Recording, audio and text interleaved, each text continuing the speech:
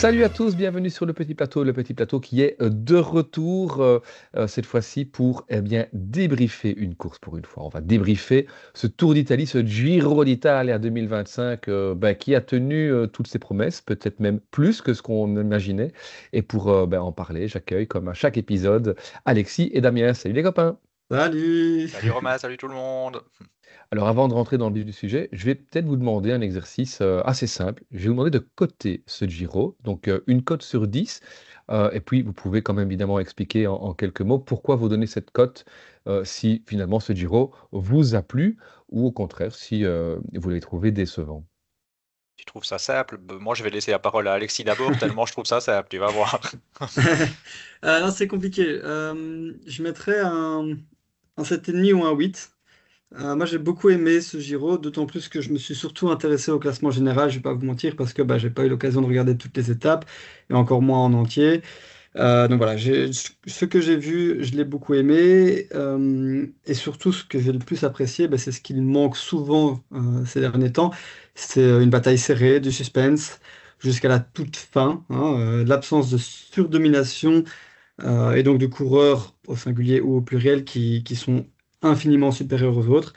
Ici, voilà, on n'a pas eu de performance totalement délirante par rapport à celle des rivaux.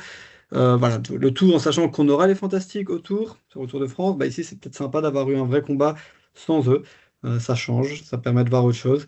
Donc ça, j'ai beaucoup aimé. Par contre, ce que j'ai moins aimé, c'est peut-être le nombre de favoris au sol, même si c'est au final peut-être ça qui a aussi favorisé le suspense.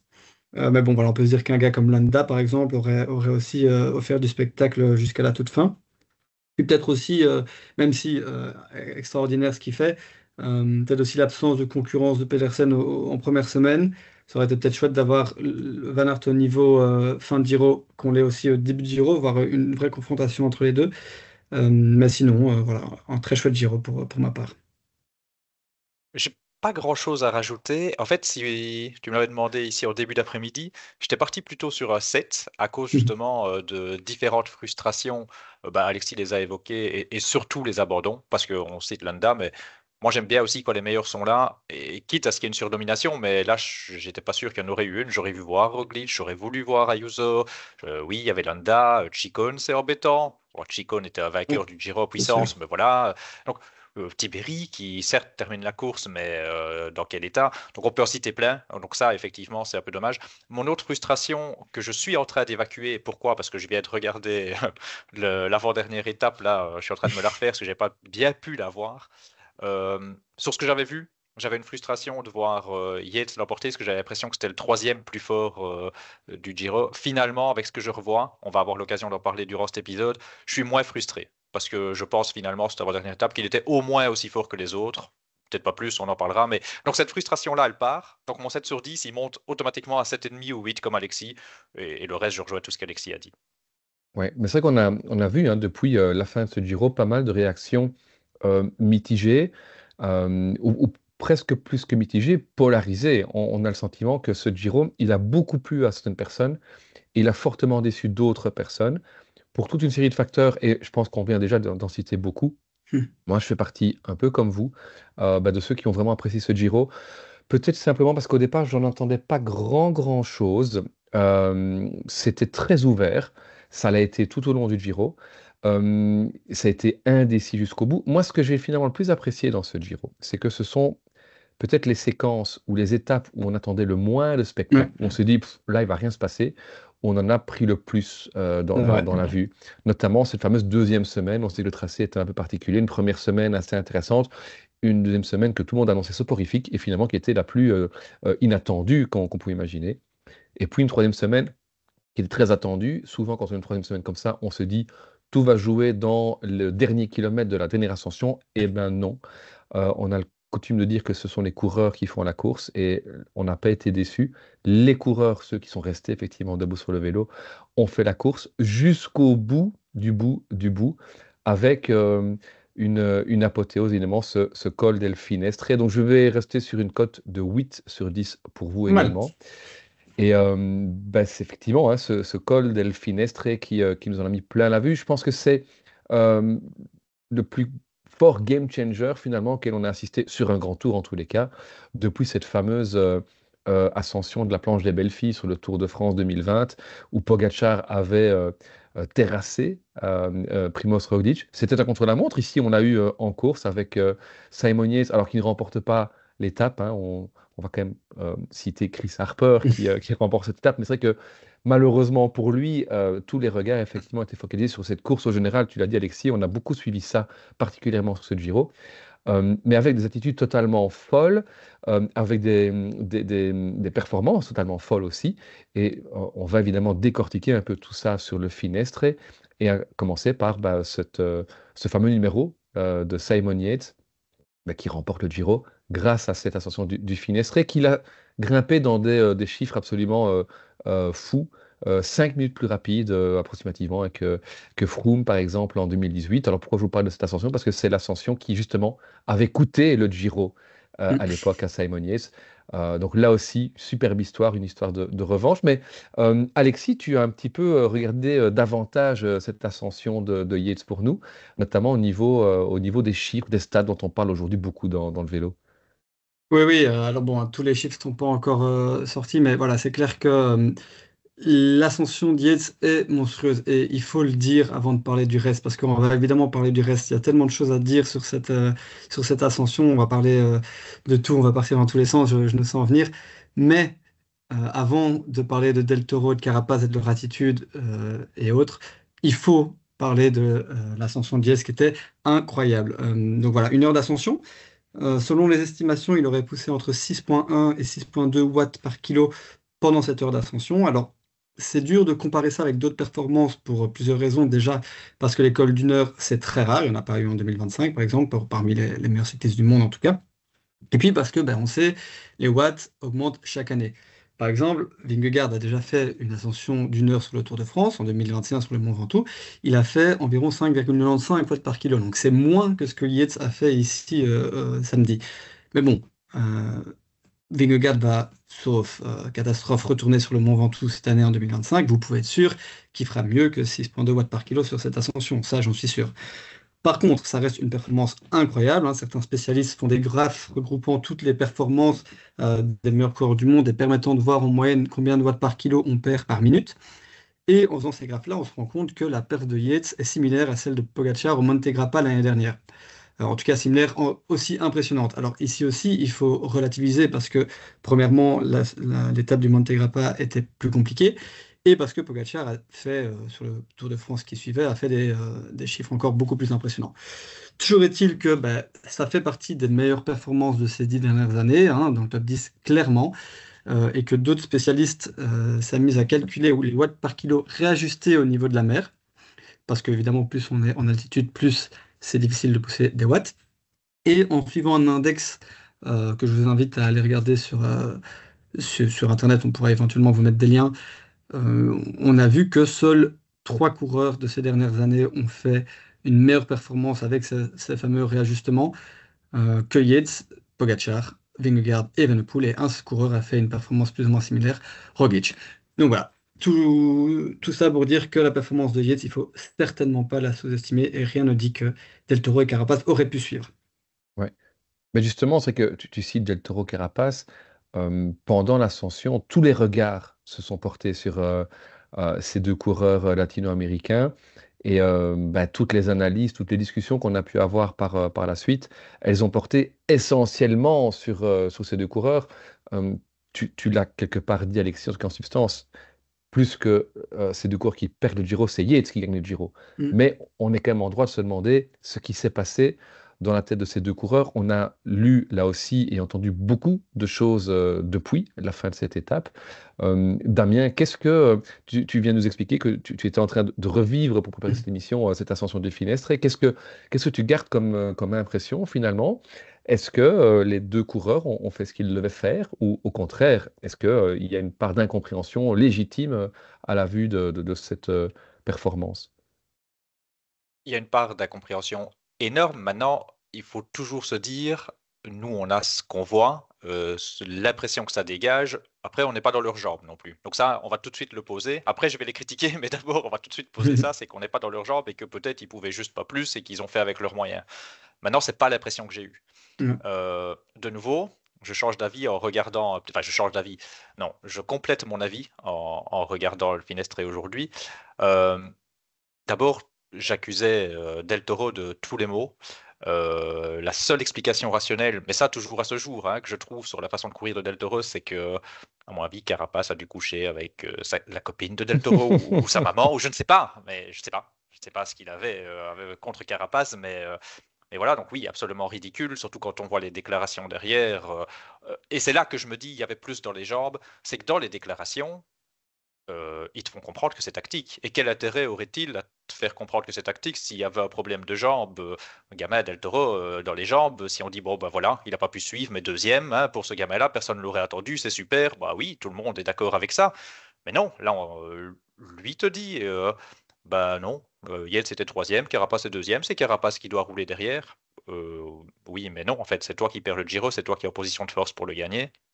Voilà, UAE te tient à ce même genre de discours, donc même l'équipe dans l'oreillette va pas lui dire ça.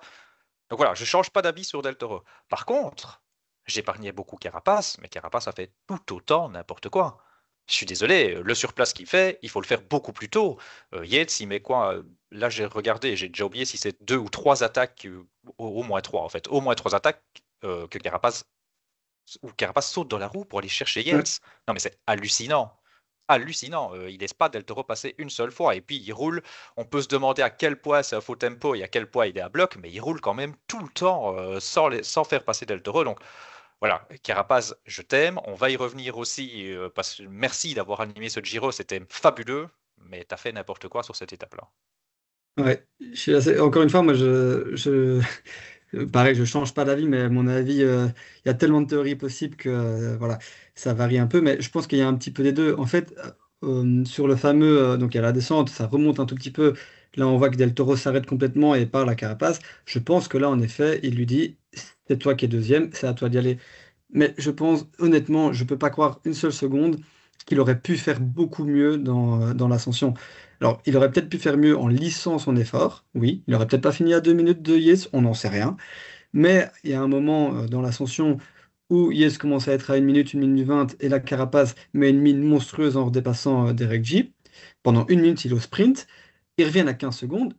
Del Toro n'est pas dans la roue. Quand il revient dans la roue, il ne contre pas. S'il savait contrer, il aurait contré, c'est sûr.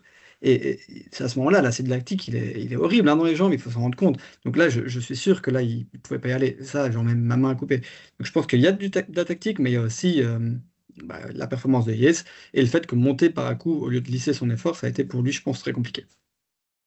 Ouais. Moi, je trouve que si on décortique un petit peu, finalement, la prestation de l'ensemble, je vais faire coureur par coureur. Donc vraiment Del Toro d'un côté et puis Carapaz de l'autre. Et si je reviens sur Del Toro, pour moi, il y a 3 moments clés, en fait, dans ce Finestre et à chaque fois, il fait les mauvais choix. Mais effectivement, comme on l'a précisé, ça, c'est à partir du moment où il aurait effectivement les gens pour faire un Ouais. choix. Moi, ma conviction, c'est qu'il avait les gens pour le faire. Les 2 choses qui me disent qu'il avait les jambes, c'est d'une part le fait qu'il a quand même systématiquement répondu à Carapace en disant après coup: «Bah oui, moi je vais focaliser ma course sur Carapace» et le sprint de Mammouth qu'il va encore mettre pour une 9e place en perdant le Ouais. Giro, c'est assez incompréhensible, je reviendrai après. Mais donc pour moi, il y a 3 moments clés et il y a peut-être un 4e moment en amont. Plusieurs personnes, ont analysé ça comme ça en disant, et c'est un petit peu finalement ce que tu viens de dire Damien, c'est que, enfin pardon Alexis, il a peut-être fallu lisser l'effort. Et donc au moment où Carapace attaque dès le pied, à 18 kilomètres du sommet, ne pas paniquer et se dire: Mhm. «J'ai Maïka, j'ai Adam Yates», je ne sais pas s'il y a encore un autre gars avec lui à ce moment-là, mais voilà, on va rouler, on va maintenir un train pour garder le mec à 20-30 secondes, et puis, bah, il va s'époumoner, puis dans la descente et dans ses strières, on ira le rechercher. Mais j'en suis pas certain. Je pense qu'effectivement, on est sur la dernière ascension. Tout le monde l'attendait. On sait que c'est un col très difficile, avec plein de facteurs différents. On est la veille de l'arrivée, il fallait jouer le tout, il fallait défendre ce maillot, simplement. Et à aucun moment, je n'ai vu Del Toro défendre son maillot. Ouais. C'est ça que je trouve hallucinant. Et pour moi, les 3 moments clés, c'est effectivement lorsque, tout d'abord, quand Yates part, c'est normal de faire rouler Carapaz. Et tu l'as dit, Damien, quand Yates est à portée de tir finalement, quand Carapaz a fait tout le boulot à plusieurs répétitions, euh, là pour moi, il doit sauter Carapaz et aller dans la roue. Euh, alors, c'est effectivement peut-être le risque de ramener Carapaz, mais ça aurait annihilé l'attaque de Yates. Et là, peut-être que Yates et Carapaz se seraient du coup neutralisés. Tout bénef pour Del Toro. Il ne l'a pas fait en disant non, non. D'ailleurs, Carapaz a dit, je lui ai dit, maintenant tu vas m'aider. Non, non, c'est pas moi qui dois rouler, c'est toi qui roules. Et c'est pour ça qu'effectivement, Carapaz n'a pas voulu rouler derrière. Donc, premier moment clé pour moi, c'est quand ils arrivent vraiment à 15 secondes. Finalement, Carapaz, qui fait quand même un effort intense depuis le pied, est sans doute, a besoin en tout cas de souffler. Donc, l'écart regrandit, hein, Derek G qui revient, qui redépasse, il redémarre. Bon. Et puis il y a un moment, on se dit, mais ok, il teste, c'est du bluff, alors Del Toro, tu vas y aller, mais l'écart, il grandit. Tiens, on passe à 40 secondes. Donc Yates repasse au-dessus de Carapaz. Carapaz ne bouge pas. Del Toro non plus. On arrive à 1 minute, 1 minute 20, 1 minute 25. Donc ça veut dire que Yates devient virtuellement maillot rose et Del Toro n'a jamais, jamais bougé. Pour moi, c'est le deuxième moment clé. Quand l'écart devient à ce point important, Carapaz, oui, peut-être qu'il bluffe. Mais si tu restes comme ça, tu perds le Tour d'Italie. Tu dois réagir. Tu serais en première semaine, en deuxième semaine, on peut encore en discuter. Mais là, tu es la veille de l'arrivée. Donc, moi, c'est le deuxième moment clé. Et le troisième moment clé, c'est effectivement, tu l'as mentionné Damien, où Carapaz fait du surplace, hein, vraiment dans le tout dernier virage, on a 300 mètres du sommet. Je ne sais pas si c'est vraiment fait exprès, mais en tous les cas, c'est comme ça que Del Toro est enfin passé devant Carapaz. Ce qui fait que Del Toro pardon, a ouvert la voie en descente. Et on sait que Del Toro, on l'avait vu d'ailleurs la veille, est un excellent descendeur. Et donc là, Del Toro prend le lead parce qu'il se trouve devant et que Carapaz lui laisse le champ. Et au bout de 2 ou 3 bornes, le mec se retourne et vient rouler à ma place, quoi. J'ai trouvé ça hallucinant, alors qu'il y avait déjà 2 minutes. À ce moment-là, Carapaz, il a perdu le Giro. Il a perdu le Giro parce qu'il ne va pas aller reprendre 40 secondes sur ses strières à Del Toro. Par contre, il peut bénéficier d'une entente pour essayer d'aller rechercher la deuxième place. Bon. Ouais. Et donc, pour moi, il y a ces 3 moments clés qui sont à chaque fois des erreurs. Alors, peut-être pas de Del Toro, hein. Il est très jeune. C'est son deuxième grand tour, le premier où il se trouve leader alors qu'il n'était pas leader à la base. Donc, on peut expliquer aussi ça par un manque d'expérience. Mais qu'est-ce qu'ils ont fait dans la voiture? C'est Qu'est-ce qu'ils sûr. ont fait dans la voiture? Alors, c'est vrai que chez UAE, on est habitué à Pogacar, il est plus fort que tout le monde. Pas besoin de sens tactique, hein, il va écraser tout le monde. Mais voilà, là, il y a besoin d'un minimum de sens tactique. Ils sont passés complètement à côté. En tout cas, ça, c'est ma vision. Ils sont foirés. Et je ne peux pas croire les gens qui disent, ouais, enfin, je ne peux pas croire. Je ne suis pas d'accord avec les gens qui disent, finalement, peut-être qu'au début de la course, ils savaient déjà qu'il allait perdre le Giro et qu'ils sont contents d'être restés deuxième. Tu pars C'est pas c'est comme l'impression. ça. Mais non, c'est l'impression que ça laisse finalement, hein, parce Ouais, qu'après ouais. l'arrivée, qu'est-ce qu'il fait, Del Toro? Il fait des photos avec son pote Pellizzari Bah, c'est face au bizarre. Franchement, photographe. c'était bizarre. Maïka qui passe la ligne 6 minutes plus tard, qui est tout sourire aux lèvres, genre, c'est bon les gars, on n'a pas gagné, mais Carapace n'a pas gagné non plus à la rigueur. C'est un petit peu ça l'image que ça laissait. Ouais, Et c'était du vraiment coup, je reviens bizarre. à Carapace. Ben, moi, je suis pas trop d'accord. Je trouve que Carapace, il a fait ce qu'il devait faire.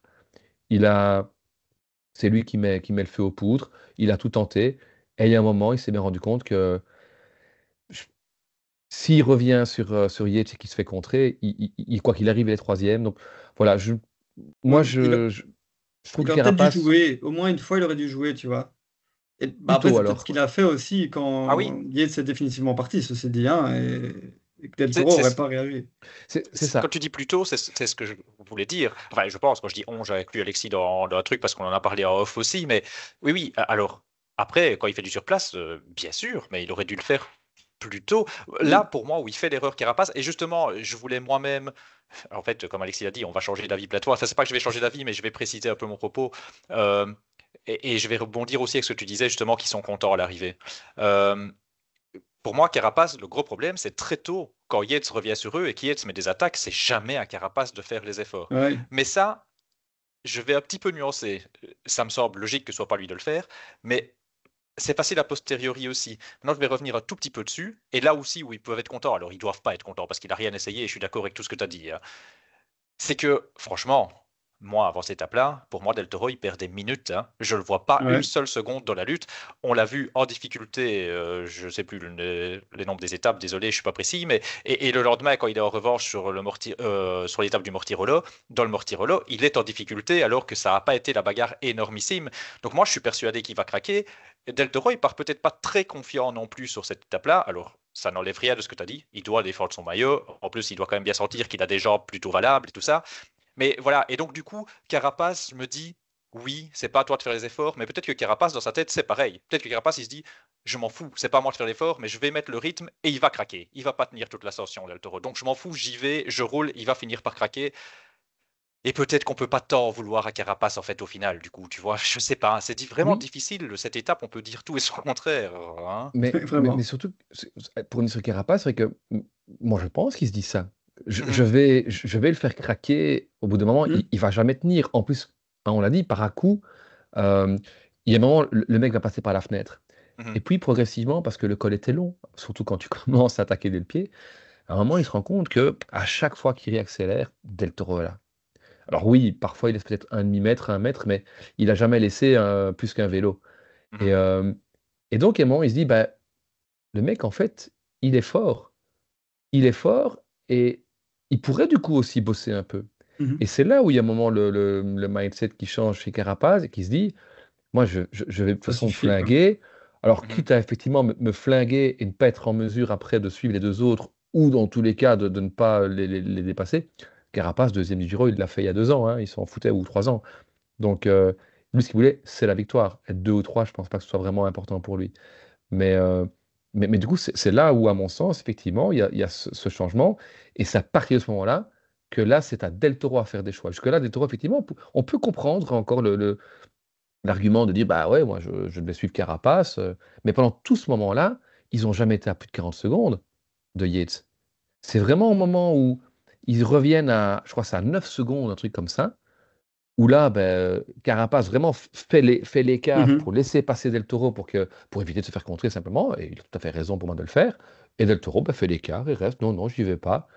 Et là, Carapace, il dit, c'est bon, laisse tomber, là, je vais le tester. Puis, il reprend 10 secondes, Yates, 20 secondes, et c'est là qu'on commence à... Parce que jusque-là, tout se comprenait, on vivait un truc extraordinaire, et puis, à partir de ce moment-là, on s'est dit, mais qu'est-ce qu'il Ouais. fout?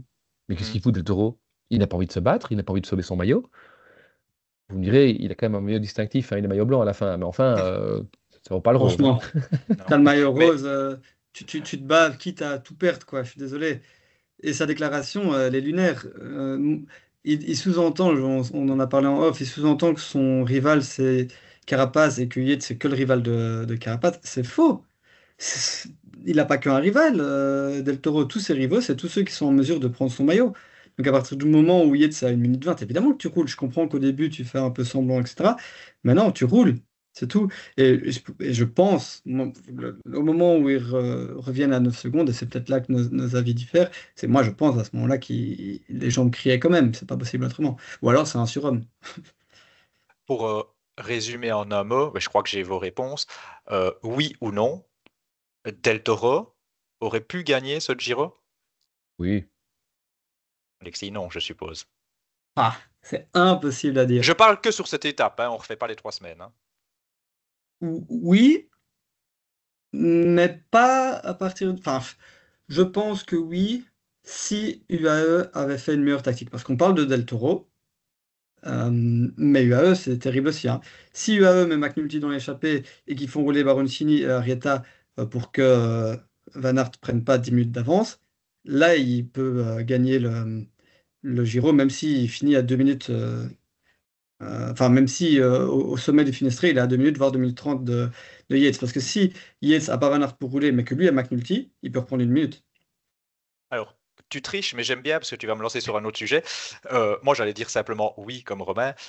Tu me lances sur un autre sujet qui n'était pas spécialement prévu, mais c'est marrant ce que tu dis parce que par contre, on avait un petit désaccord aussi là-dessus, je pense, sur la tactique UAE avec Romain. Romain, il disait que c'était peut-être pas con de rester avec Del Toro pour l'entourer un maximum plutôt que de mettre un des gars devant en sachant que tu as déjà perdu Ayuso, que, enfin, en fait, tu as Maika, McNulty. et peut-être Adam Yates, mais le niveau d'Adam Yates, on pourrait en parler. Hein, c'est quand même un mec, dans une configuration pareille, s'il a son niveau, il peut le gagner, le Giro. Hein, mais bon, bref. Moi aussi, enfin oui, on peut faire rouler derrière ou je mets un mec devant, en tout cas. Je trouve Mais aussi que UAE, collectivement, bof, quoi. bien sûr, c'est une faillite, mais pour moi, ça a du sens de garder, parce qu'ils étaient quand même déjà déforcés, hein, l'air de rien, avec Mhm, Ayuso en moins, Vine en moins, mhm, Arrieta Baroncini, c'est pas non plus le meilleur grimpeur de l'équipe. Et donc, un Del Toro qui n'a pas montré la meilleure d'assurance dans les dernières étapes de très haute montagne, euh, oui, Van Aert était devant, c'est vrai, mais je pense que tout l'intérêt, effectivement, de rester aux côtés de Del Toro, c'était parce qu'on ne savait pas si Del Toro allait être capable de répondre. Sauf que mhm, quand Carapaz attaque dès le début, Del Toro y va. Mm. Donc ça foutait en l'air tout le bazar.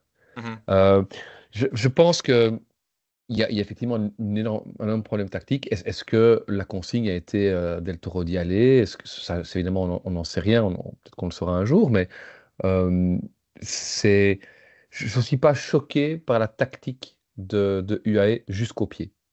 À partir du pied, par contre, c'était n'importe quoi. Mm. Mais parce que finalement, enfin, vous allez me dire que c'est un peu de bonne guerre aussi, mais les mecs ne se relèvent même pas. Hein. Mhm. Ils arrivent. On est au bas de la descente du Finestré, puisque Del Toro et Carapace sont relevés. Il y a tous les mecs qui reviennent derrière.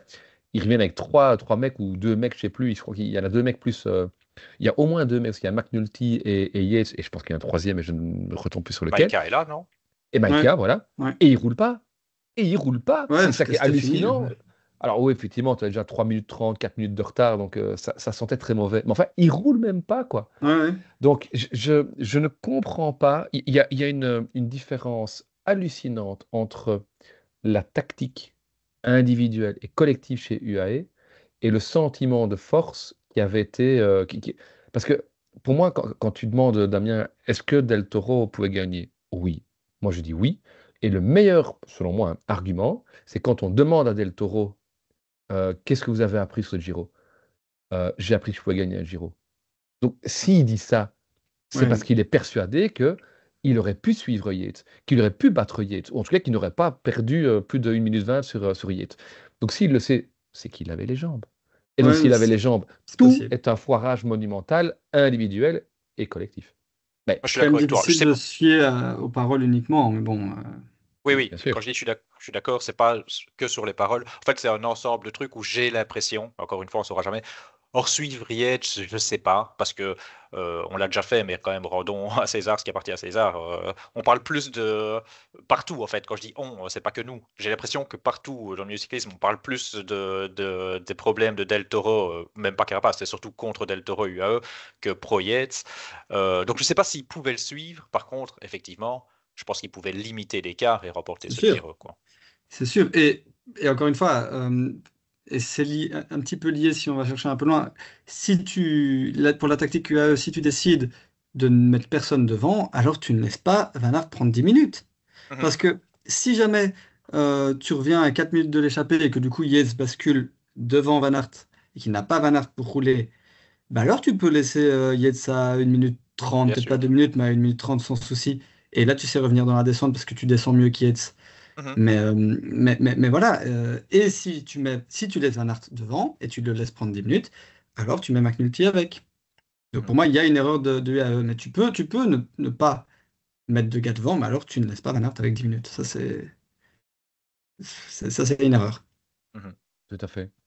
Et alors, ce qui est assez hallucinant, c'est qu'effectivement, ce game changer n'a jamais aussi bien porté son nom parce que si on reprend ces trois hommes, Yates, Del Toro, Carapace, individuellement, ils nous ont montré dans le Finestré une toute autre image que celle qu'on a pu voir pendant les quasi 3 semaines juste avant. Donc, c'était assez dingue. Si maintenant on remonte un petit peu dans le temps, sans être excessivement long non plus, cette bagarre justement pour le podium, donc, dans un premier temps, on va rester sur vraiment ces trois hommes-là. Qu'est-ce que vous en gardez? Euh, Peut-être proposer de faire ça par coureur et de commencer peut-être par Simon Yates. Simon Yates qui donc réalise une ascension du Finestre extraordinaire qui, quand on regarde le classement dans 20 ans, on regardera les classements, on verra le mec terminer avec 5 minutes d'avance ou 4 minutes d'avance au Del Toro, on se dira, bah, le gars a écrasé le Giro. C'est pas l'impression qu'on a eue pendant 3 semaines. Qu'est-ce que vous retenez justement de la course de ce Giro jusqu'au Finestre De Yates, de Simon Yates notamment, ouais. euh, sécurité, voilà, il est là. Il est là, il assure son podium. Enfin, dur à dire. En fait, toujours là, pas de défaillance, contrairement à ce qu'il a pu nous proposer par le passé. Il reste sur son vélo, il serein. Non, franchement, rien à dire pour un gars qui vise un podium. Je ne m'attendais pas à plus, mais donc clairement répondu aux attentes, quoi. Et alors, il les a largement dépassés par la suite, mais plus que répondu aux attentes sur le début de Giro. Ouais, ce qu'il y a, c'est qu'avec Simon Yates, on sait jamais vers quoi se projeter. C'est un coureur qui nous habitue à des excellentes choses et à des choses moins bonnes. Donc, ouais, je sais pas. En fait, honnêtement, je sais pas à quoi ressemblait son début de Giro. J'exagère un petit peu, mais je l'ai pas vu.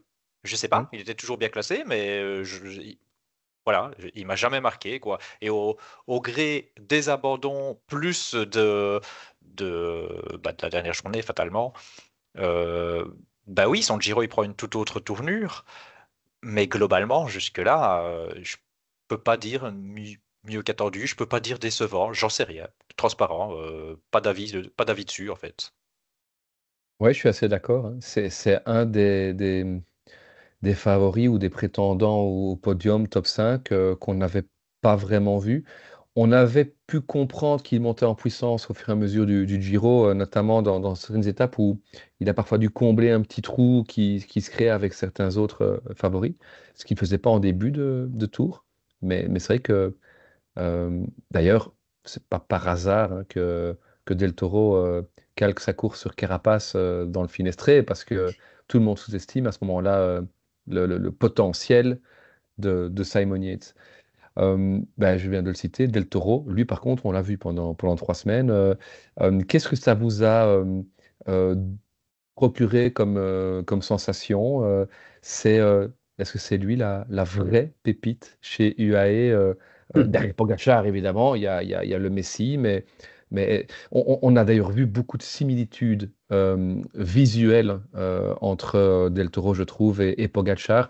Hein, on a vu notamment beaucoup de comparaisons dans ces images où il se relève sur sa selle pour prendre un gel, pour enlever sa veste. On a l'impression de voir Pogacar à ce moment-là.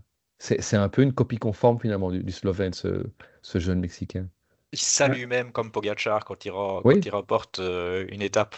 Je vais griller la politesse à Alexis sur ce coup-là. Alors, en deux temps, mais totalement en deux temps. Bah, moi, je l'aimais déjà bien de ce qu'on avait vu.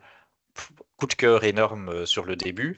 Un peu frustré parfois quand il roulait pas. Je pense à l'étape des chemins blancs quand Bernal est avec. Après, c'est compréhensible. Après, c'est aussi des conseils d'équipe. Donc voilà, je lui en voulais pas jusque-là. Super, le gars, il a pris des initiatives quand même et tout ça. Et franchement, et là, je parle d'affect. euh, Franchement, il a tout gâché sur l'avant-dernière étape. Parce que là, ça me déplaît totalement. Donc ça, c'est sur l'affect. Sur le reste, bah, attention, on peut parler de cette avant-dernière étape tant qu'on veut. Del Toro, deuxième du Giro, au début du Giro, qui l'aurait dit? Sa course, elle était quand même magnifique. Et grosse révélation. On le connaît, bien entendu. À ce niveau-là, je sais pas. Juste un tout petit mot sur vraie pépite UAE, sans vouloir diminuer la qualité de ce Giro. Il était génial. Et il faudra aussi regarder l'opposition, etc. Moi, je suis pas sûr qu'il soit plus fort qu'un mec comme Ayuso quand même, hein. On verra sur le Non, long je terme. sais Ça, pas. voilà, on verra. En fait, c'est encore dur de mesurer son talent, en fait, hein, parce que voilà, c'est un Giro avec des coureurs qui ont fait des grosses performances, qui étaient en pleine forme, etc. Mais voilà, il faudra voir aussi face à une autre concurrence, enfin, sur aussi un autre terrain.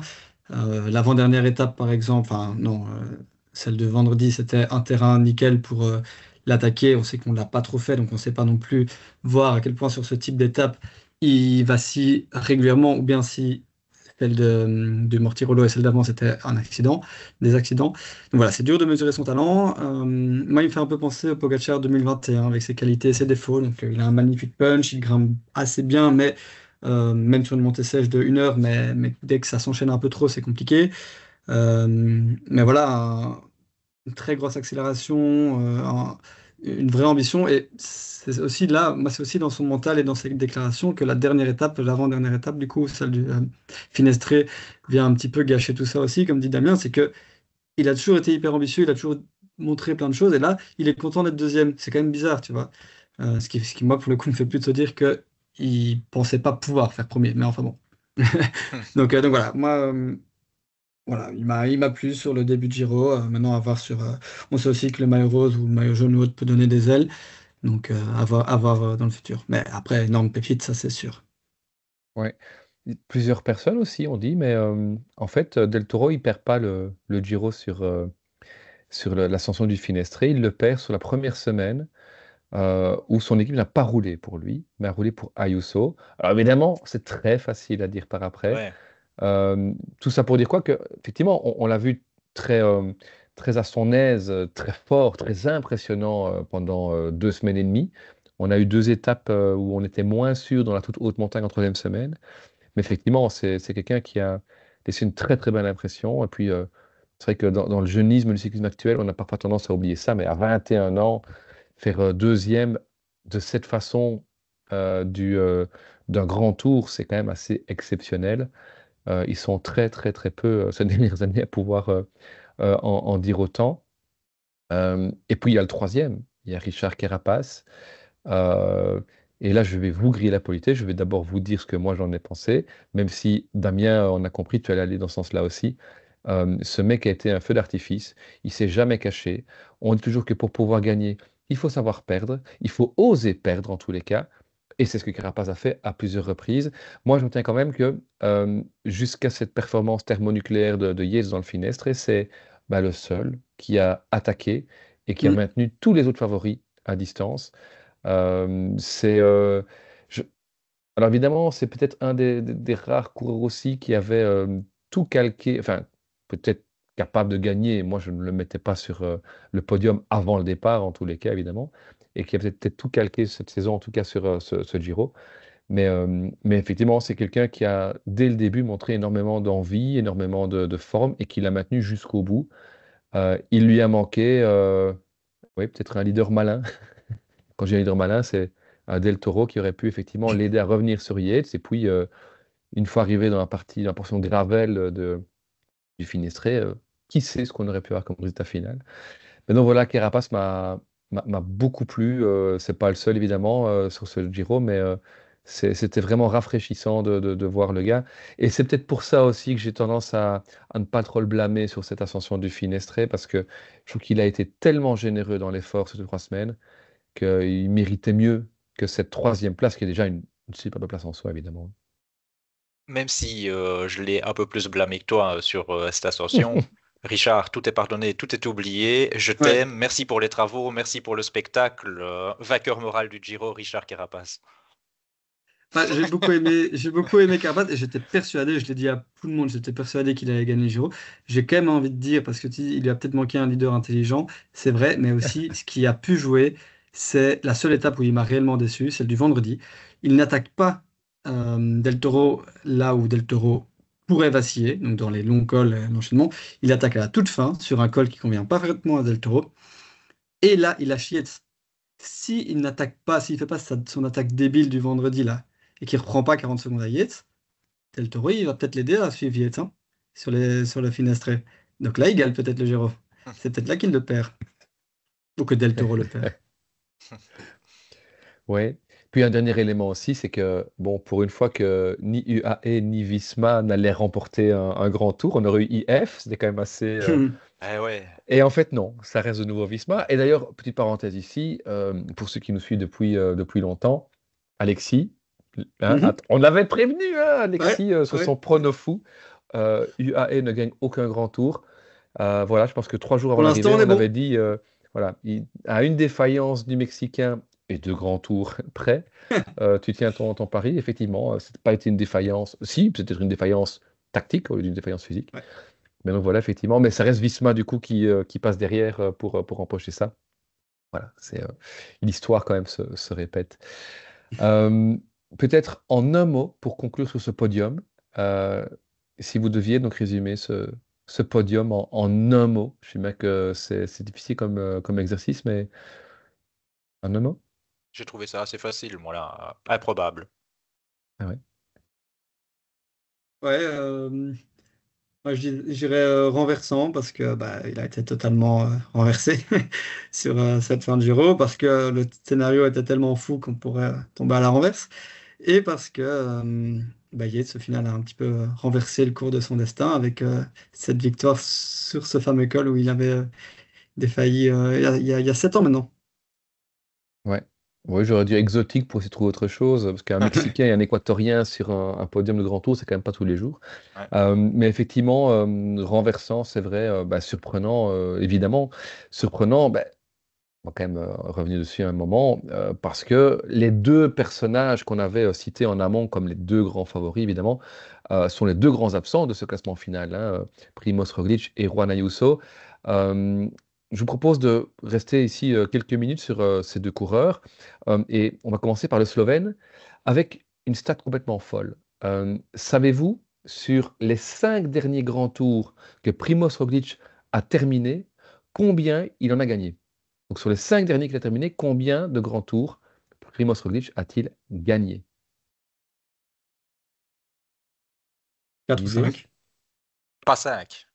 Non, pas Pas 4. 5 5. parce qu'il y a la Vuelta de Kuss Ouais, déjà. ouais, ouais, Voilà. ouais. Mais Ouais. effectivement, si c'est pas 5, c'est 4. Et effectivement, donc sur les 5 grands tours terminés, Roglic en gagne 4. De mémoire, c'est Vuelta 21, pardon, Vuelta 20, Vuelta 21, Giro 23 et Vuelta 24. Le grand tour qu'il a terminé ici parmi les 5 derniers et qu'il n'a pas remporté, c'est effectivement cette Vuelta 23 où il fait troisième d'un podium 100% Jumbo-Visma à l'époque.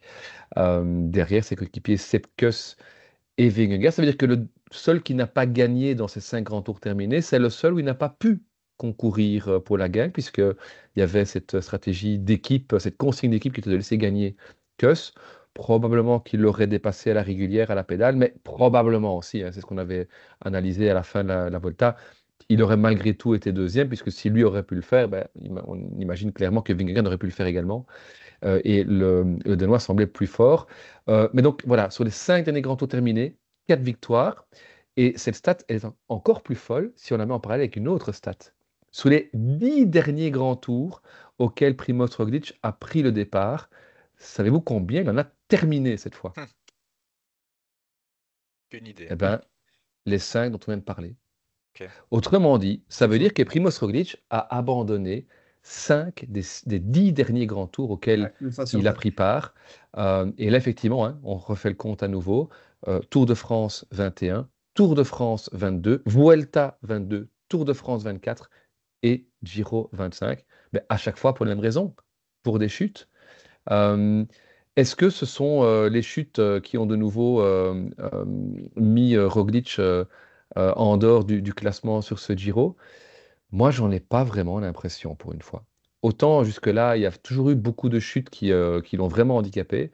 Autant ici, on a l'impression, mais c'est très facile à dire évidemment, que malgré les chutes, il passait un petit peu au travers et que c'est mentalement, qui est son point Ouais. fort habituellement, où là, il a lâché en se disant c'est bon, je suis trop tombé, j'en ai marre, j'arrête.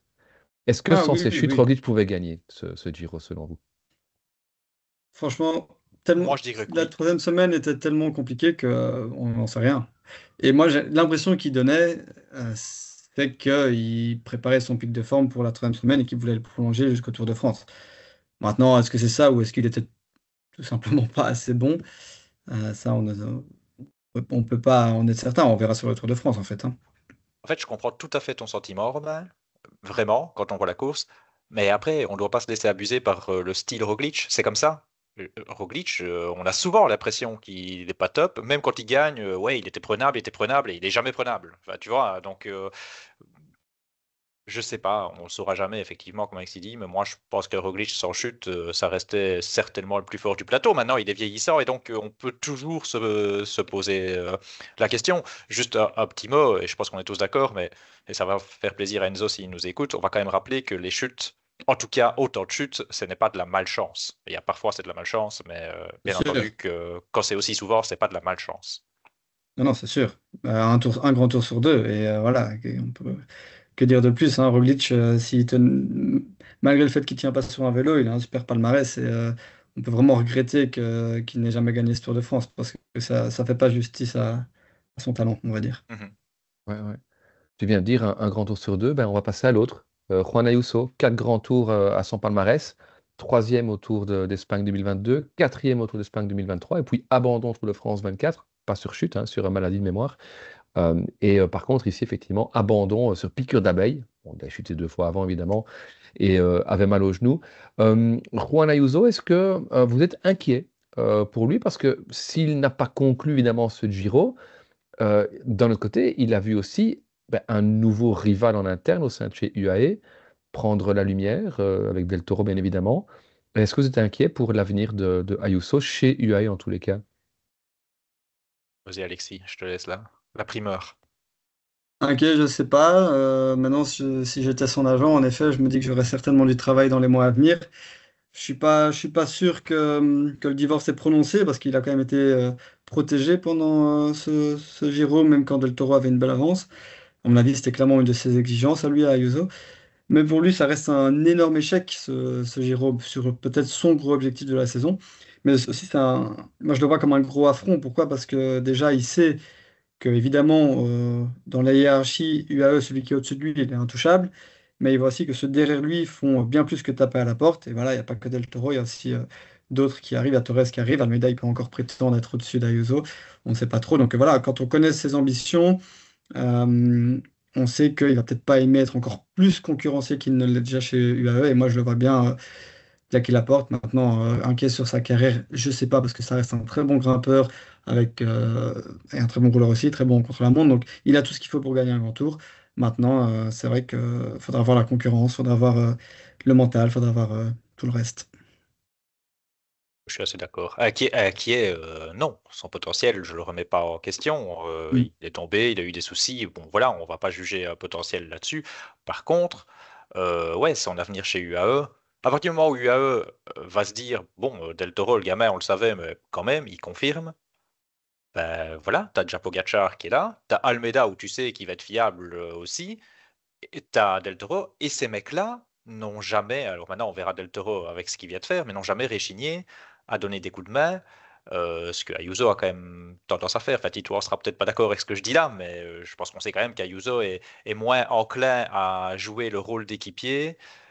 Et c'est pas une critique, il sait très bien, il veut être leader, c'est un gars qui a de l'ambition, tant mieux, mais ça colle peut-être pas avec UAE, avec la toute puissance Pogacar dans cette équipe-là. Voilà, la question sera qu'est-ce que ça donne à Ayuso? On va mettre chez Movistar, voilà, raccourci très facile parce qu'équipe espagnole, mais en tout cas hors UAE. Est-ce que ça fait pareil que chez UAE, quoi? Ouais, pas sûr. Ouais.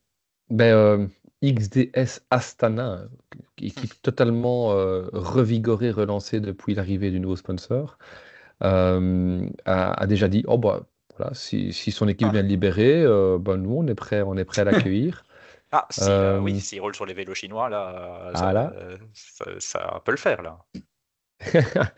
Mais justement, on parle d'Astana, ça permet aussi d'évoquer les autres classements. Je vous propose de laisser de côté maintenant le classement général, on pourrait Mhm. revenir peut-être dans une dernière partie de ce numéro, mais pour évoquer on va dire, le reste de la course, puisque c'est un grand tour, on sait bien, il n'y a pas que le classement général qui compte. Et là, par contre, effectivement, on peut peut-être être, je pense, légitimement un peu déçu des classements annexes, essentiellement évidemment les classements de la montagne remportés par Lorenzo Fortunato de chez Astana, mais également peut-être aussi le classement par points remporté pardon, par Mats Pedersen de la Lidl Trek.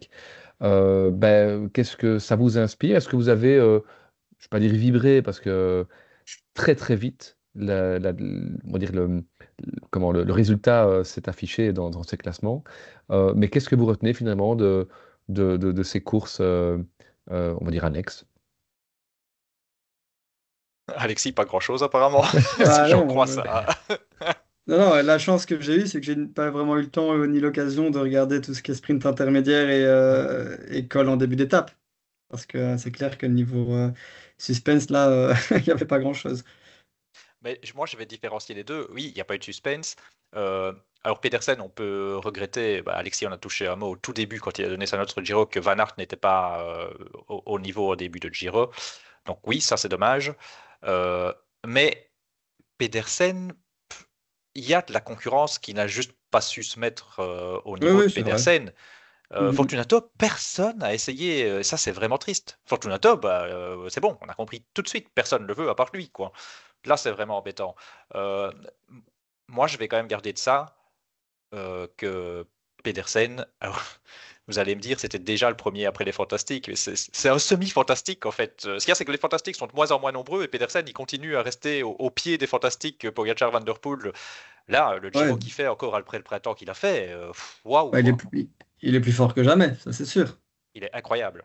La Ah oui. répétition des efforts qu'il peut faire, il y a toutes ses victoires, il y a ce classement par points, il y a ce qu'il fait pour son équipe aussi, pour ses équipiers pendant les étapes. Bien Il sûr. répète les efforts et il récupère. Et quand je vois au début, je ne sais pas quelle étape, en tout début de Giro, où il est décramponné et il s'accroche un petit peu dans le groupe de la montée, un peu plus que Van Aert qui est un peu plus décramponné. Et on voit le sprint après qu'il fait. Vous dites, mais il s'est arraché la gueule pour rester dans les côtes et il a un sprint mais puissant de malade où il lance toujours de loin où personne n'arrive à le Mm. remonter. Il a une faculté à enchaîner les efforts. Enfin voilà, moi Pedersen, de toute façon, je suis amoureux de Pedersen. J'adore ce coureur et il est incroyable, juste incroyable.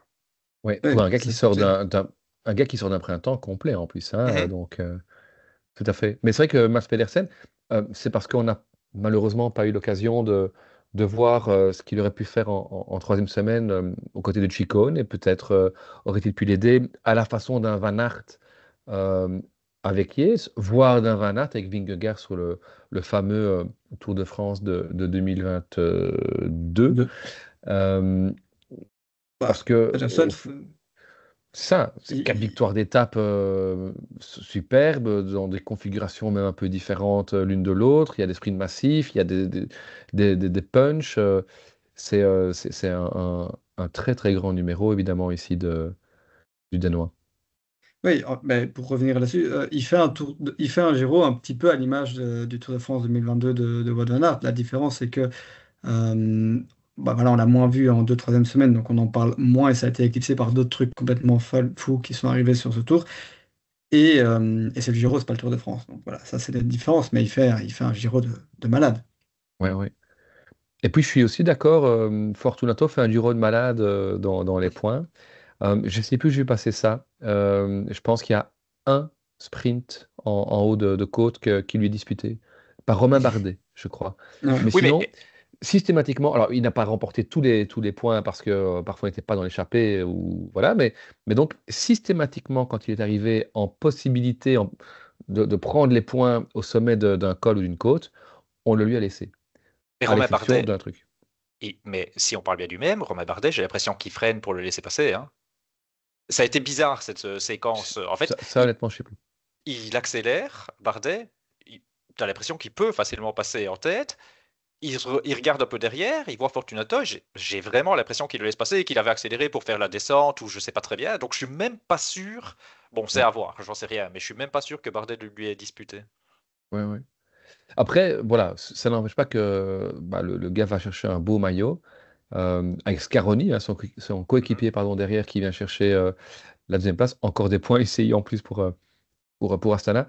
Euh, non, moi, Fortunato, c'est vrai que autant c'était inexistant sur la bagarre pour le maillot bleu, autant j'ai trouvé son Giro assez fantastique Mhm. parce qu'il fallait être capable d'être dans chacune des échappées pour chercher les points. Il a été tout le temps, il était omniprésent. Et moi, très sincèrement, je ne le pensais pas capable de faire un tel Tour d'Italie.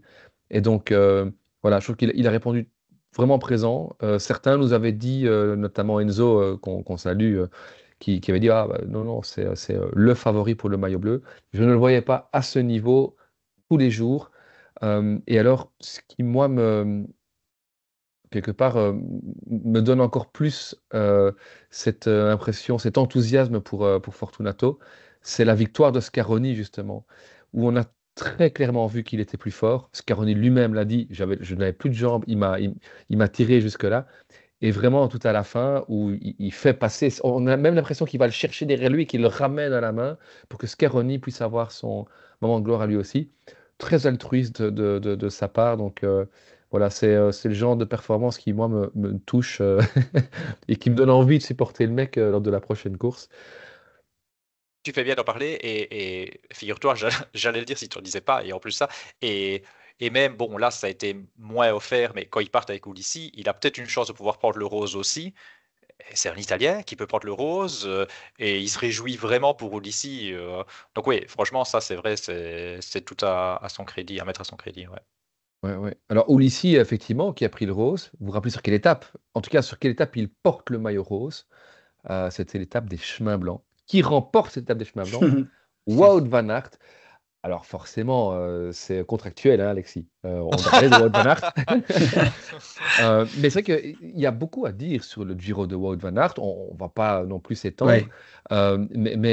On attendait, on espérait en tous les cas, avant le départ, un Giro flamboyant de Van Aert avec un maillot rose, des victoires d'étape, Mhm. quelque chose d'historique. Alors c'est en partie historique puisqu'il y a une victoire d'étape. Donc Wout van Aert est rentré dans le cercle, bon, de moins en moins fermé, mais quand même de ces vainqueurs des trois grands tours, enfin dans les trois grands tours différents. Euh, on a quand même eu peur, faut pas se cacher, avec ces premières C'est semaines.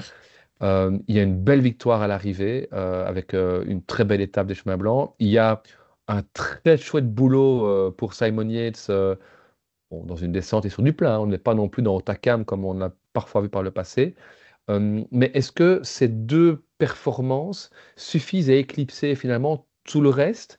Est-ce qu'on a raison de se dire que finalement ce tour est un peu en demi-teinte pour Van Aert? Ou est-ce qu'au contraire, Van Aert, quelque part, je ne vais pas dire tel le phénix, mais en tous les cas, a rené de ses cendres sur ce Giro? C'est quoi votre impression? Et je propose de laisser la parole à son favori, son supporter, pardon, favori, Alexis. Bah, écoute, en demi-teinte, certainement, je sais pas si c'est le mot que je dirais, mais en tout cas, en deux parties, ça c'est clair. Il y a la première partie extrêmement décevante où on s'attendait à beaucoup plus, mais bon voilà, il a été malade. Donc est-ce qu'on se satisfait de la deuxième partie? Ben, j'ai envie de dire oui, parce qu'avec tout ce qui s'est passé ces derniers temps, ben, on prend ce qu'on a.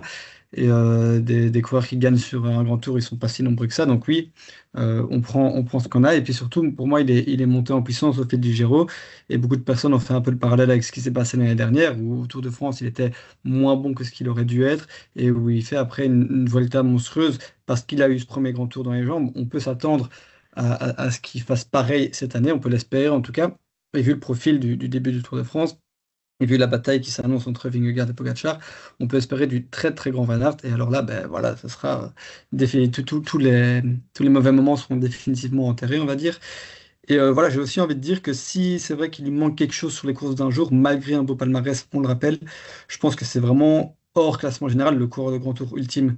Il sait tout faire et pour le classement général, pas le sien évidemment, mais de ses équipiers, sa simple présence change tout. Del Toro, je ne sais pas ce qui se serait passé. Peut-être que Yates aurait quand même gagné sans la présence de Van Aert. Mais Del Toro, il arrête aussi de courir parce qu'il sait qu'il y a Van Aert. Ça joue, tu vois. Et donc voilà, c'est une tactique à lui-même, en fait. Il offre énormément de possibilités à son équipe et beaucoup d'appréhension pour ses adversaires. Donc vraiment, c'est un coureur extrêmement important. Ouais, parce que tu dis c'est pas Otakam, oui, clairement, c'est pas Otakam, on va pas se mentir, hein, c'est pas encore le Van Aert, et je sais pas si on le reverra, j'espère, mais bon voilà, de Otakam. Mais, on va quand même pas. Ok, c'est redescendre sur le plat, mais pourquoi? Parce qu'il fait quand même une fameuse ascension pour Oui, pouvoir basculer. c'est Donc, clair. c'est quand même pas mal ce qu'il fait sur cette étape. Et moi, ce que je vais retenir de Van Aert, c'est on voit quand même le niveau du mec, parce que il gagne sur les chemins blancs alors qu'on a Van Aert qui est pas du tout à son top. Et il gagne cette étape des chemins blancs, Mhm. quoi. Alors oui, je, honnêtement, pour être totalement transparent, je pense que si on fait cette course, qu'il n'y a pas de classement général et que tout le monde participe dans les relais, je suis pas sûr qu'il tape Del Toro, hein.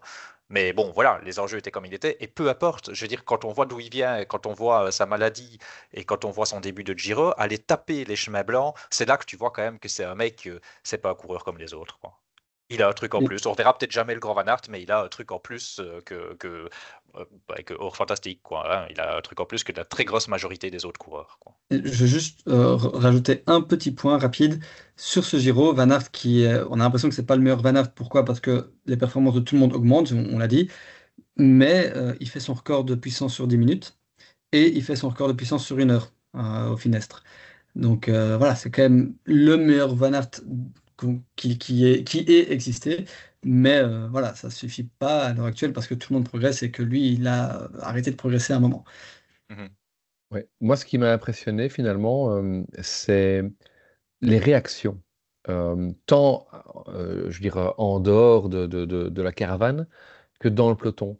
Que ce soit lors de sa victoire ou même par après, évidemment, dans cette dernière étape avec le Finestre, c'est le nombre de personnes qui ont salué le grand champion Mhm, qu'il est, c'est clair. le super coéquipier. Il faut voir aussi, hein, avec les réseaux maintenant, on a accès à plein de vidéos prises dans les voitures. Alors évidemment, il y a une sélection qui est faite, hein, mais euh, il y a vraiment, on le sent, cette admiration, même chez ces directeurs sportifs, pour lui.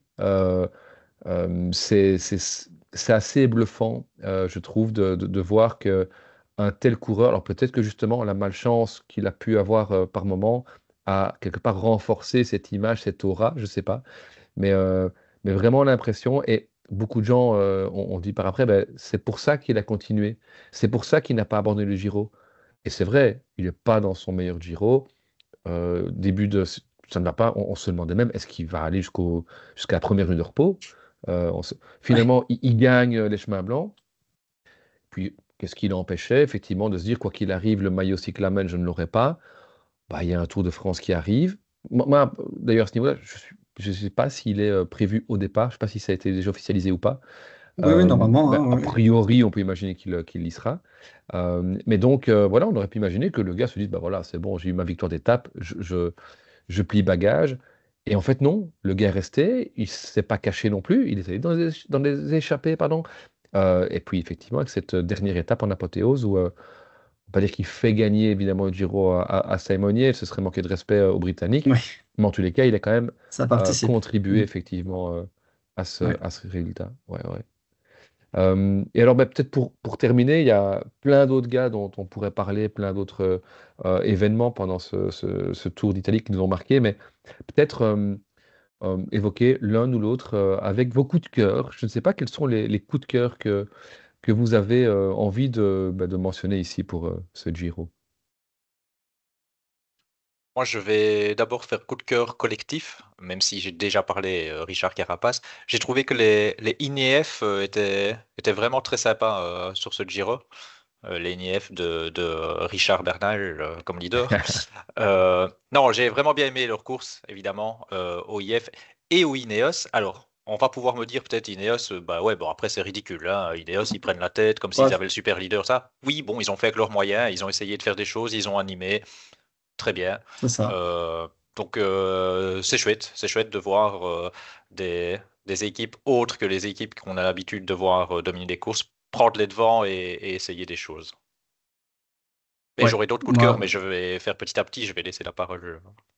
ouais, pareil, l'attitude de Bernal, bon voilà, je vais pas m'étendre là-dessus, mais clairement, c'est pas le plus fort, mais il nous a offert une super deuxième semaine.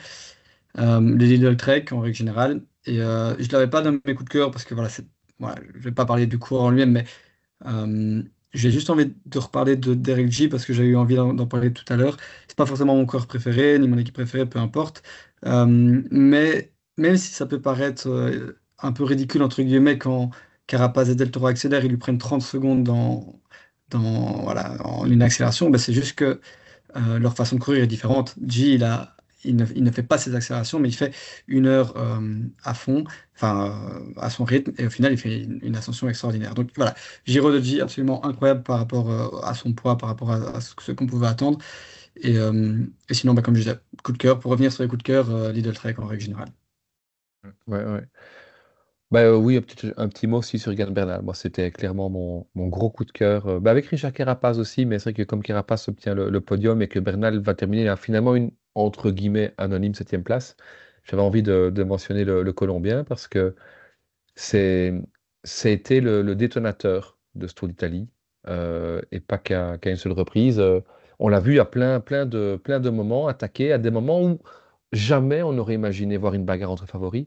Dans des cols à 90 km de l'arrivée, c'est lui qui lance l'attaque. Dans les petites côtes de 3 km à du 6%, c'est lui qui lance la bagarre. Je pense que si on a eu un Tour d'Italie un peu foufou, c'est surtout effectivement grâce à Bernal et Mhm. effectivement à Ineos. Petite parenthèse aussi, euh, cette étape des chemins blancs, on en a parlé avec Van Aert. Euh, Quel dommage cette crevaison Ouais, d'Arensman, hein. c'est Parce clair. que Ineos avait réussi à mettre trois mecs devant. Seul Van Aert et Del Toro avaient suivi, hein, mais donc il y avait Arensman, Rivera qui a abandonné par la suite. Mais donc il y avait vraiment une audace, j'ai envie de dire, chez Ineos, qui n'a pas été, je trouve, récompensée à sa juste valeur, parce qu'au final, Ineos repart sans étape, sans victoire d'étape. Euh, et avec une septième place au général, je trouve que Ineos et Bernal en particulier auraient mérité mieux. Et voilà, moi, c'est mon principal coup de cœur. Il y en a d'autres aussi. Peut-être en citer un deuxième, et puis je laisserai Damien le dire. Je vais être beaucoup plus rapide. C'est Nicolas Prodhomme. Je ne m'attendais pas à ce que le garçon soit aussi présent, Mhm. aussi longtemps, dans plein d'étapes au profil différent. Et bah, lui, par contre, a été justement récompensé avec une très très belle victoire d'étape dans l'étape du Mortirolo. Donc voilà, c'est un gars qui, de nouveau, n'a jamais compté les efforts. Et c'est ce cyclisme qu'on aime, en fait, hein, qu'il véhicule avec d'autres gars, évidemment. Mais voilà, c'était les deux noms que j'avais vraiment envie de citer dans cet Ouais. épisode. Tu parles d'un vainqueur d'étape en échappée.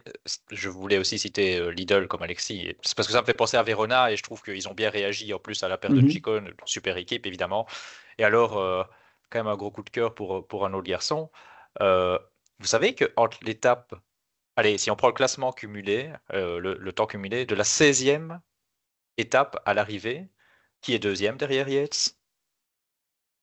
Bardet. Non, Alors, j'ai pas fait tous les échappés, mais à mon avis, bon, j'espère que je non, ne non, dis pas de conneries du coup, mais je suppose qu'un échappé ne peut pas rivaliser. non, Giulio non. Pellizzari. Ouais. Et franchement, gros coup de cœur pour le garçon, sixième du classement général, après avoir bossé pour Roglic, qui a repris de manche, mais direct, le jour de l'abandon de Roglic. Alors oui, il fait deuxième, ça ne veut pas dire que la pédale aurait fait deuxième, hein. Ce jour-là, il part, on le laisse partir parce que c'est Pellizzari et qu'il n'est pas encore dans le... Enfin, qu'il n'est pas encore, il n'aurait pas été dangereux au classement, mais je veux dire, voilà, il avait déjà du retard et il profite de ça. Mais oui, derrière, derrière Yates, c'est lui qui fait le meilleur temps cumulé sur la fin du Giro. Et je trouve quand même que pour un jeune garçon qui vient comme ça d'une équipe qui était même pas World Tour, qui débarque chez Bora, qui était équipier de Roglic et qui doit prendre la relève comme ça, parce qu'en plus, on parle d'une Bora totalement décapitée, qui avait perdu Hindley. Martinez, je sais pas si c'était prévu qu'il allait l'arbiner et prendre tout de suite des tirs ou si il y était pas, j'en sais rien. Et ben, c'est le gamin, quoi, qui a tenu la baraque. Et bah, chapeau, Ouais, à fond. gros coup de cœur pour lui et pour ce qu'il a réussi à réaliser là sur la fin de ce Giro. Ouais, mais c'est vrai que Pellizzari, on savait, hein, on l'avait vu l'année passée très fort en première semaine. Pellizzari qui, au départ, n'était pas nécessairement annoncé au départ du Giro. Donc voilà, qui a su se mobiliser, se remobiliser en tous les cas à plusieurs reprises. Donc c'est très prometteur effectivement Mhm. pour la suite aussi. Euh, Alexis, je ne sais pas si tu avais encore un autre nom, un autre coup de cœur Non, à citer. non, non, je parlais de Bardet, mais oui, en effet, ça aurait été beau qu'il finisse sur une étape, sur ouais, une victoire d'étape, Ouais, mais ouais, voilà.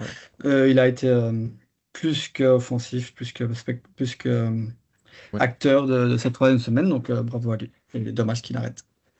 Ouais, mais c'est vrai que allez, si je pouvais encore citer un dernier nom, je dirais Peyo Bilbao, parce Mm. qu'on l'a beaucoup vu aussi Mhm. à l'offensive, euh, jamais récompensé non plus malheureusement, dans une équipe où on attendait quelqu'un, on en a vu un autre, Caruso, cinquième. Je pense que euh, la personne qui a mis Caruso top 5 comme prono avant le début de Tour d'Italie est riche aujourd'hui. C'est de nouveau aussi une renaissance, mais c'est aussi dû malheureusement à une défaillance de Tibéri. Voilà, c'était en tout début ici d'émission. Moi, c'est ma déception, c'est-à-dire que plus encore qu'un Ciccone, qu'un Pellizzari et bien sûr qu'un Caruso, c'est l'Italien que je voyais briller chez lui. Pour moi, c'était clairement un des favoris à la troisième place derrière Roglic et Ayuso. Roglic et Ayuso n'ont pas terminé ce Giro et donc j'attendais Tibéri sur le podium. Il termine très loin. Il est tombé aussi, manifestement. Mais donc voilà, il y a des raisons qui expliquent cette contre-performance, mais moi, c'est ma petite déception principale en tous les cas. Et je vais citer un autre, c'est Max Poole. Bon, évidemment, il perd 5 minutes sur les chemins blancs. Donc, si on lui retire 5 minutes, il rentre dans le top 10. Mais j'étais un peu, c'est pas tellement déçu, mais plutôt étonné de ne pas voir Max Poole tenter quelque chose dans les toutes dernières étapes. Le gars vient faire évidemment un top 10, très jeune aussi. C'est une très belle performance, hein, donc il termine vraiment 11e aux portes, enfin à 3 minutes 30, à 4 minutes même du top 10, mais enfin, j'aurais voulu le voir essayer quelque chose, et d'autant dans un tour où tout réussissait, entre guillemets, à Astana, sauf le général. Astana n'a mis personne dans les 20 premiers, je pense, du général, et dans cette lutte pour les licences UCI de World Tour l'année prochaine. Je m'attendais à ce que on envoie Poole à l'avant pour tenter de prendre de l'avance et intégrer effectivement ce top 10. Ça n'a pas été le cas. Voilà, je suis un peu triste plutôt que déçu. Parce que je trouvais que ça aurait pu être chouette et le gars avait le profil pour aller chercher aussi quelque chose dans le top 10. Est-ce que vous avez pardon, d'autres, en dehors de ces deux cours-là, déceptions sur ce Giro? Moi, j'ai pas des grosses déceptions. Euh, En fait, je cherche déjà les gars qui sont pas tombés, parce que je te comprends sur Tibéri, mais bon, après, voilà, les éléments fait que. Je sais pas si Zana est tombé, je l'ai trouvé un peu transparent. On l'a vu un tout petit peu, mais voilà, Zana nous a habitués à être plus en vue que ça, mais j'y pense juste maintenant, là, en t'entendant parler. Non, la déception que j'avais pointée, et je vais être dur, parce que le pauvre, quoi, c'est un gamin et il est pas très, très, très, très loin, c'est Piganzoli. Autant j'ai été Ouais. élogieux pour Pellizzari, autant Piganzoli, quand je vois le top 10, quand je vois les écarts, etc., j'attendais un tout petit peu mieux de sa part. J'attendais une plus belle confirmation de ce qu'on avait vu l'année passée, où c'était vraiment bien pour un premier grand tour. Toujours dans la discrétion absolue, hein. Piganzoli, c'est pas lui qui prend les échappées. Piganzoli, il fait son classement en étant le meilleur possible chaque jour. Et là, j'ai un peu regardé même les écarts. Il est 5 minutes plus loin en temps que l'année passée du vainqueur, mais bon, le vainqueur de l'année passée, on le connaît et on se rappelle comment il a fait la course, c'était Tadej Pogacar en surclassement. Donc voilà, j'ai pas eu la progression de Piganzoli que je pouvais attendre. Après, ça reste très bien pour un jeune garçon de son âge et qui n'est pas non plus dans une équipe qui offre tous les avantages qu'offrent les meilleures équipes, hein. Donc je suis dur avec lui. Voilà, mini déception, vraiment mini. Ouais, moi je vais être assez court. Bah, déception, on va dire les fuites, hein. Bon, ça.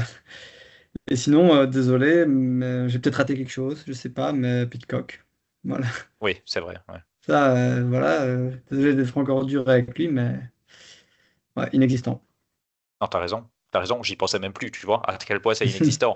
Parce que si on me dit, oui, mais c'est pas un gars qui joue les classements généraux, bah ouais, mais alors je veux voir autre chose sur des Oui, étapes. c'est ça. Alors monte-toi ailleurs. Ouais, t'as raison. Mais j'ai une théorie pour Pidcock. Est-ce que on sait que son transfert s'est fait tardivement, qu'il a quand même, de par sa présence d'ailleurs, son équipe a été beaucoup invitée pendant le printemps, donc il a fait beaucoup de courses de printemps. On sait aussi que les invitations sur les grands tours ont mis beaucoup de temps avant d'être annoncées, notamment parce qu'il y avait cette possibilité qui finalement a été acceptée d'augmenter d'une équipe le nombre d'équipes invitées. Et donc finalement, je pense que le Giro n'était pas la priorité de Pidcock sur cette C'est- saison-ci, mais qu'à partir du moment où Q36.5 venait sur le tour, tu devais Ah l'avoir dans oui. ton équipe. On l'a un petit peu vu en tout début de Mm. Giro, disputer les sprints à Pedersen, à Orluis Aulard, mais malgré ça, effectivement, il lui a manqué un petit quelque chose, un peu d'explosivité, un peu peut-être de fraîcheur pour aller chercher une victoire d'étape en tout début de Giro. Et effectivement, une fois qu'on a eu la première journée de repos, on n'a plus du tout vu. Déjà, alors, il tombe avec Roglic dans les chemins blancs, c'est les deux qui tombent en même temps. Ouais. Mais donc, voilà. Après, il termine. Donc, voilà, j'ai le classement là, 16e à 3/4 d'heure. Mais effectivement, on n'a pas beaucoup vu. Et la question, c'est est-ce qu'on va le voir encore dans la suite de la saison, puisqu'on sait que Q36.5 n'ira pas au Tour de France ni à la Vuelta. Enfin, en tout cas, pas que je sache, non, non, voilà, pas, ni le Tour de France ni la Vuelta. Tour de France, alors on n'y est pas encore, c'est le prochain grand tour. Évidemment, on va bien évidemment se retrouver sur le petit plateau pour, non pas débriefer, mais pour préfacer, bien évidemment, le Tour de France. On ne préfacera par contre pas le Critérium du Dauphiné. Donc, je vous propose peut-être ici, on profite du fait que bon, on est déjà tard, mais enfin, pas grave, un petit mot simplement sur ce Critérium, parce que bah, il y a du beau monde qui est annoncé, avec notamment, il n'y a pas que eux, mais forcément, tous les regards seront sur eux.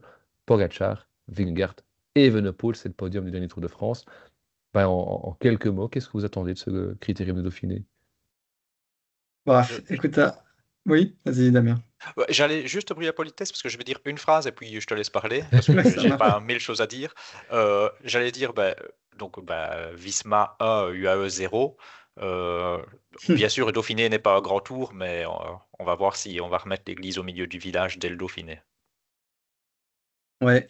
Bah écoute, justement, après avoir eu un grand tour sans fantastique, sans performance folle, ou trop folle, on va dire, en ayant eu du suspense, du rebondissement et autres, bah là, on rentre dans une nouvelle partie de la saison, la partie thermonucléaire, et au final, bah, vu qu'on a les deux, pourquoi pas, hein, ça peut être chouette aussi. Et pour le coup, oui, je suis assez curieux de voir, assez excité de voir les trois, mais hein, on veut mettre Remco avec de retour, voir ce que ça va donner avec une préparation a priori pas tronquée pour les trois. Donc, ouais, je suis assez impatient de voir ça. Ouais, on a vu les photos passer sur les réseaux aussi, notamment de Jonas Vingegaard.